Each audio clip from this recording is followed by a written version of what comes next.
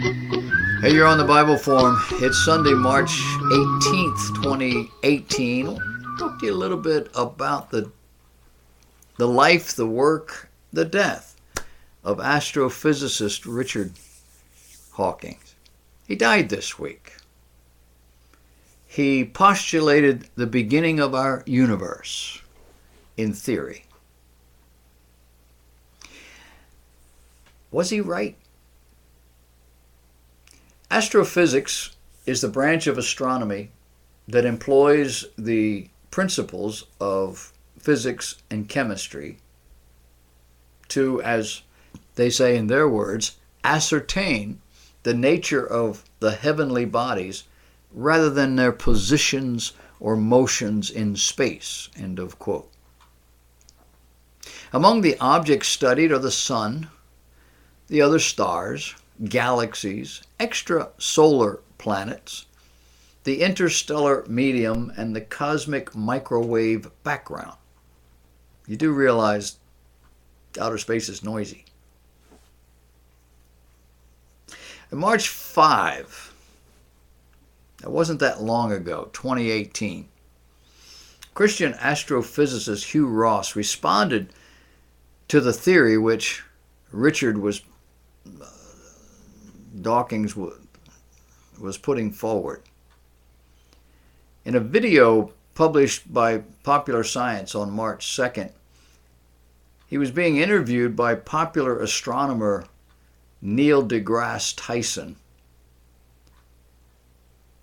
Hawking is seen explaining that he did not believe there was anything before the Big Bang, using a geographic analogy.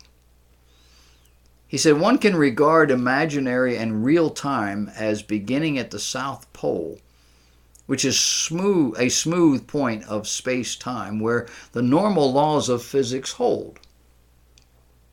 There is nothing south of the South Pole, so there is nothing around before the Big Bang. That's supposed to explain it, but it sounds very strange to the uninformed mind. What does the South Pole have to do with nothing, other than it exists at the farthest point south, but only the farthest point south of the Earth? Certainly, we are seeing this astrophysicist make an analogy, but it's a weak analogy. In an interview with the Christian Post on Monday, Ross responded that while Hawking was correct with time as a beginning, nevertheless, the beginning of time demands a causal agent capable of creating time independent of time. It is not enough to simply speculate that imaginary time also exists. The president of Reasons to Believe told the Christian Post that the model Hawking is proposing for the origins of the universe is problematic in light of modern astronomical observations.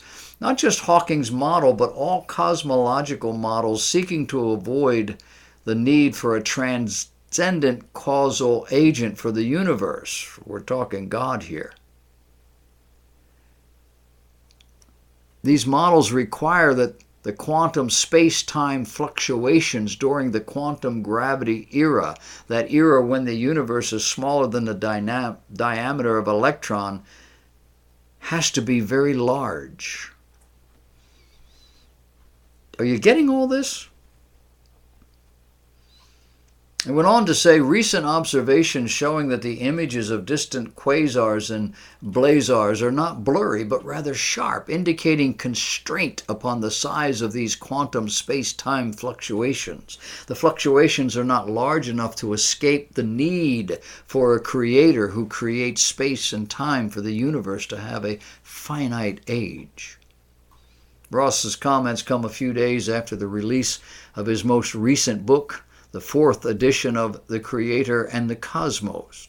In it, astronomer Hugh Ross explains recent scientific measurements of the universe that clearly point to its purposeful origin and development, an abundance of references to published research findings allows you to explore the evidence for yourself, he says. Now, most of us are not moving in these circles, and consequently, we have no idea what these people are talking about.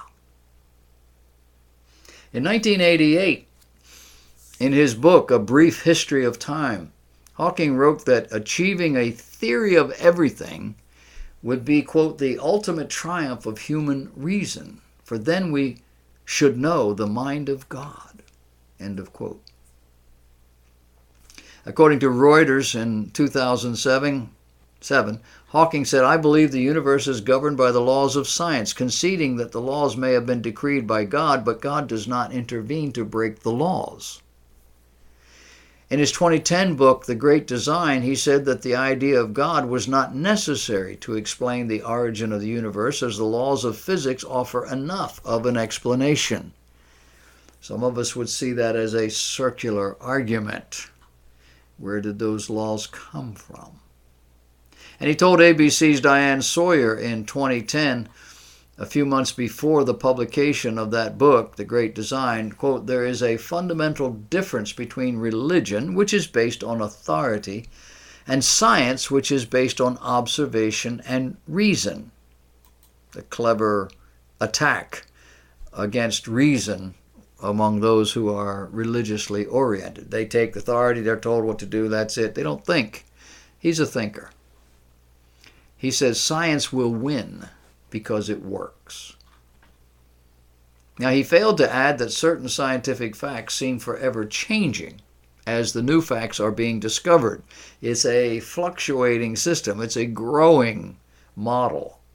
It seems when Hawking found himself without an answer, he insisted the question was meaningless. I'm an atheist, he said. Religion believes in miracles, but these are not compatible with science. As a member of the Pontifical Academy of Sciences, Hawking presented his ideas on the origin of the universe at various scientific conferences organized at the Vatican over the years.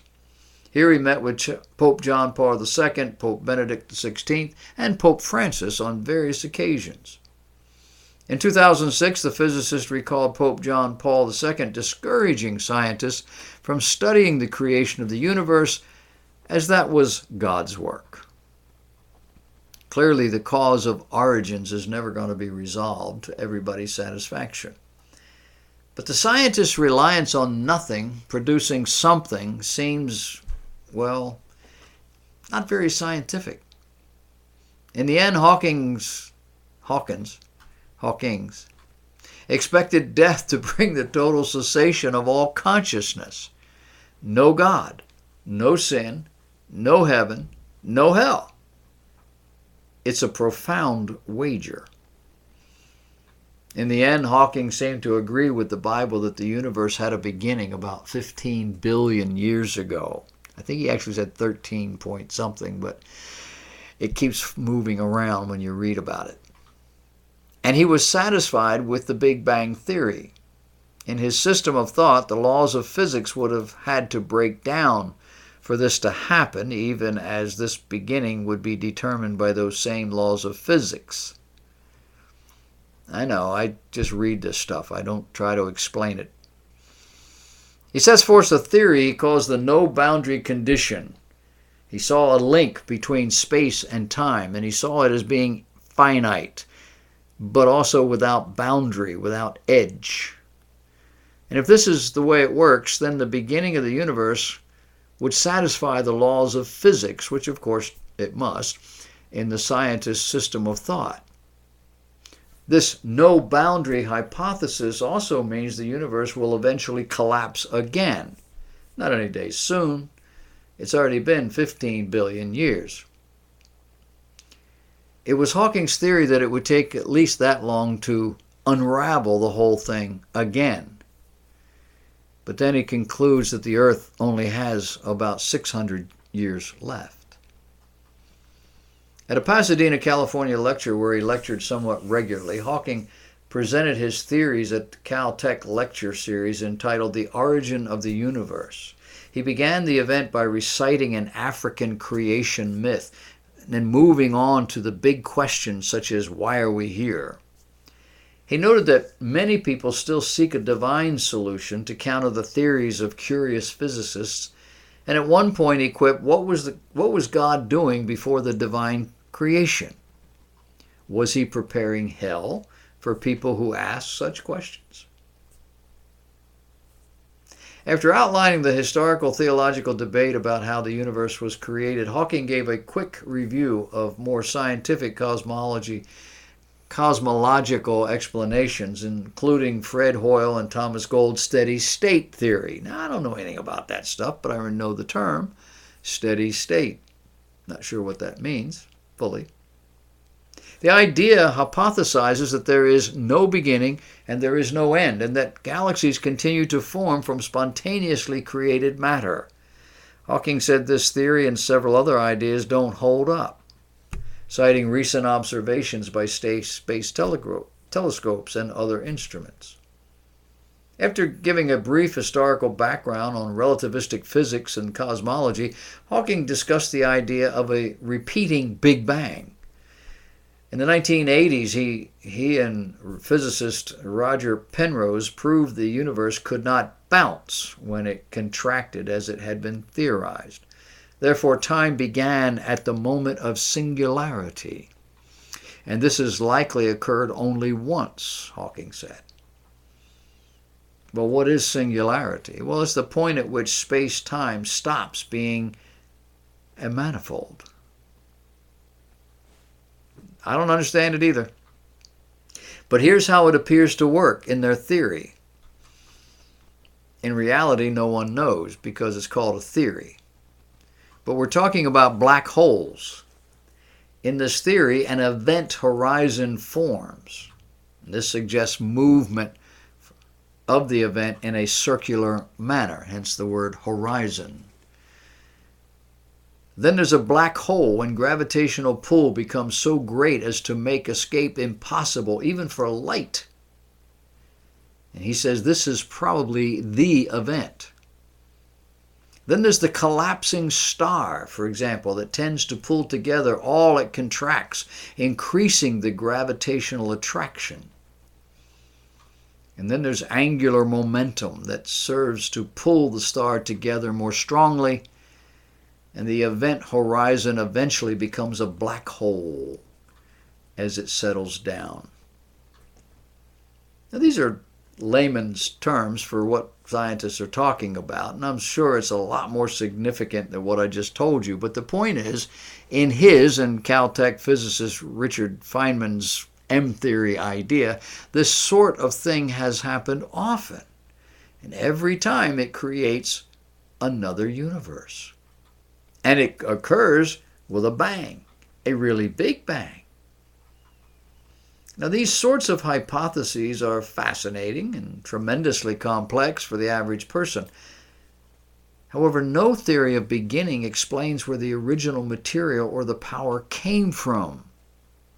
We're just all certain it didn't come from God.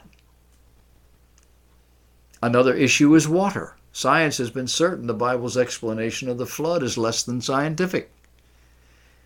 The idea that literally oceans of water was stored under its crust is just too much for them to swallow. That was until last year. In 2017, there were 2 studies that contradicted that scientific community's insistence that the flood of Noah's day could not have occurred. In January of last year, a study by Zdenek Futera, the University College Dublin in Ireland, published in Earth and Planetary Letters, postulated the mantle was filled with fresh water, exceeding the amount of saline fluid found in all the Earth's oceans. That study suggested the novel idea that the Earth was actually manufacturing water. In June of last year, an article in Science magazine by Yale University geophysicist Jennifer Gerard said the Earth's mantle was filled with fresh water, exceeding the amount of saline fluid found in all the Earth's oceans. The published article said for the first time, scientists have corroborated with direct evidence that the Earth has oceans of water deep within the mantle by actually recovering some trapped inside diamonds. You see, the earth is manufacturing water. Or at least maybe. Of course, they weren't looking for water. They were looking for carbon dioxide, since that's the global climate change culprit. And by the way, they didn't find any. Hawking sees the Big Bang Theory as the only big idea that really explains what he has observed. M-theory posits that multiple universes are created out of nothing, with many possible histories and many possible states of existence. In only a few of these states would life be possible, and in fewer still could something like humanity exist. Hawking mentioned that he felt fortunate to be living in this state of existence. You see, you're just lucky to be here. There's no design, there's no purpose, there's no intellect in the universe. It's just all blind science. And this scientist has now left this mortal coil. He has passed over into a spirit world. And he now knows how wrong he was. And there's nothing he can do about it.